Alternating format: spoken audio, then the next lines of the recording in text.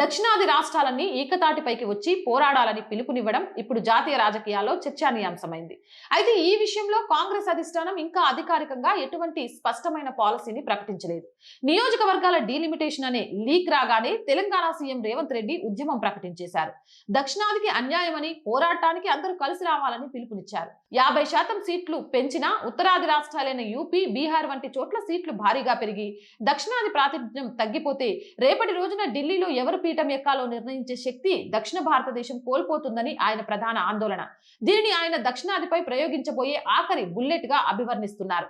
జాతీయ పార్టీ అయిన కాంగ్రెస్ ముఖ్యమంత్రిగా ఉంటూ దక్షిణాది, ఉత్తరాది అనే విభజన రేఖను రేవంత్ గీయడం పార్టీ అధిష్టానానికి సంకట స్థితిని కలిగిస్తోంది. కాంగ్రెస్ పార్టీకి ఇది కత్తి మీద సాము లాంటి వ్యవహారం. ఒకవేళ దక్షిణాదికి అన్యాయం జరుగుతుందని అపోహలు సృష్టించి గట్టిగా ఉద్యమిస్తే అది ఉత్తరాది రాష్ట్రాల్లోని ఓటర్లను కించపరిచినట్లు అవుతుందనే భయం జాతీయ నాయకత్వంలో ఉంది. దక్షిణాది ఉద్యమానికి శ్రీకారం చుడితే అత్యవసరంగా వస్తున్న సీట్లు, ఓట్లకు సైతం గండిపడే అవకాశం లేకపోలేదు. దీంతో రేవంత్ రెడ్డి వ్యాఖ్యలు కొంత ఇబ్బందికరంగా మారే అవకాశం ఉంది.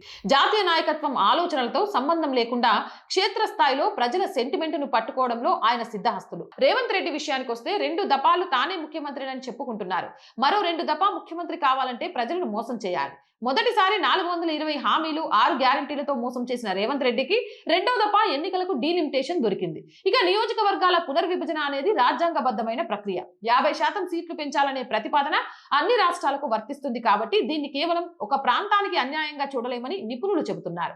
ఉత్తరాది రాష్ట్రాల్లో బీజేపీ బలంగా ఉన్న తరుణంలో రేవంత్ రెడ్డి వ్యాఖ్యలను బీజేపీ తనకు అనుకూలంగా మలుచుకునే అవకాశం ఉంది. కాంగ్రెస్ ఉత్తరాదిని వ్యతిరేకిస్తుందనే ముద్ర పడకుండా అధిష్టానం ఎలా మేనేజ్ చేస్తుందన్నది ఆసక్తికరంగా మారింది.